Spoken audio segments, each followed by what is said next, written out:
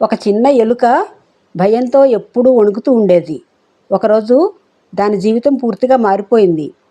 అది సింహంగా మారింది. కానీ శక్తి వచ్చిన తర్వాత అది ఏం చేసిందో తెలుసా? తనను కాపాడిన వారినే మర్చిపోయింది. చివరికేమైంది? కృతజ్ఞత లేని జీవితం ఎక్కడికి తీసుకెళ్తుంది? ఎలుక సింహంగా మారడం అనే ఈ నీతి కథలో మన జీవితాన్ని మార్చే గొప్ప పాఠం దాగి ఉంది. అనగా ఒక పెద్ద అడవి. ఆ అడవిలో ఒక ఋషి అడవిలో తపస్సు చేసుకుంటున్నాడు. అతను తపస్సు చేసుకుంటూ ఉండగా పక్క నుంచి ఒక ఎలుక పరిగెట్టడం చూశాడు. దాని వెనుకనే ఒక పిల్లి తరుముకొస్తోంది. అయ్యో, ఈ ఎలక్కి ఎలాగైనా సరే మనం సహాయం చేయాలి అనుకున్నాడు ఋషి. ఆ ఋషి తనకున్న అద్భుత శక్తులతో ఎలాగైనా సరే ఎలకను కాపాడాలని నిర్ణయించుకుని ఆ ఎలకను కాస్త పిల్లిగా మార్చాడు. మరొక రోజు అదే పిల్లిని ఒక కుక్క తరుముతోంది. దాంతో అయ్యో, ఎలాగైనా మళ్ళీ రక్షించాలి దీన్ని అని చెప్పి ఆ పిల్లిని కాస్త కుక్కగా మార్చేశాడు.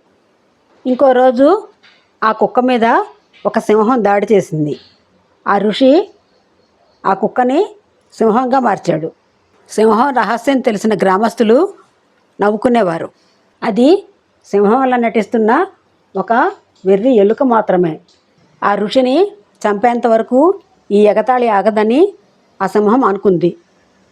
అందువల్ల అది ఋషిని చంపడానికి వెళ్ళింది. కానీ సింహం దాడికి సిద్ధంగా ఉండడం చూసిన ఋషి, నీ అసలు రూపానికి తిరిగి వెళ్ళు, నువ్వు కృతజ్ఞత లేనివాడివి మరియు సింహంగా ఉండే అర్హత నీకు లేదు అని అన్నాడు. అందువల్ల ఆ వెర్రి సింహం తిరిగి ఎలకగా మారిపోయింది.